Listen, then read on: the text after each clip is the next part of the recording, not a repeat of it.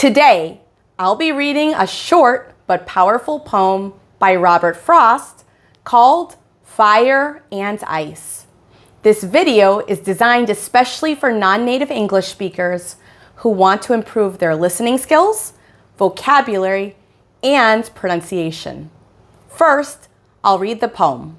Then I'll explain what it means, go over a few important words, and finally, I'll read the poem again.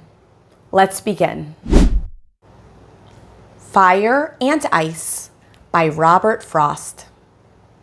Some say the world will end in fire. Some say in ice.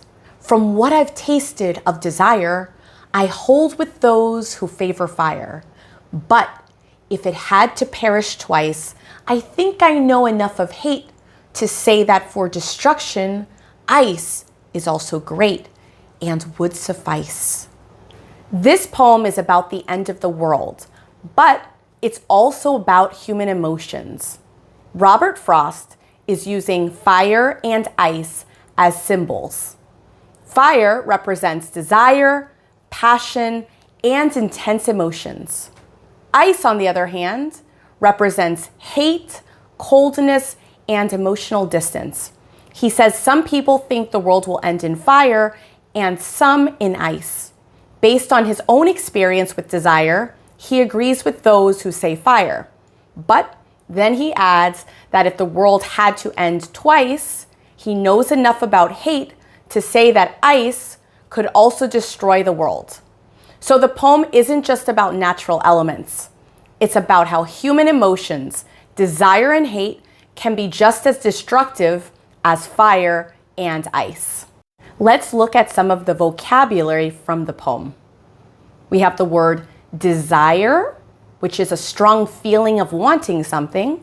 For example, we could say, he had a desire to succeed. We have the word favor, to prefer something or to support one option over another. For example, I could say, I favor going to the beach instead of the mountains. We have the word perish, which is to die or to be destroyed. For example, many plants perish without water. We have the word destruction, the act of ruining or destroying something. For example, the storm caused a lot of destruction. And the word suffice, to be enough. We could say, for example, one slice of cake will suffice, meaning we don't need a second slice. Now let's do a second reading of the poem. Some say the world will end in fire.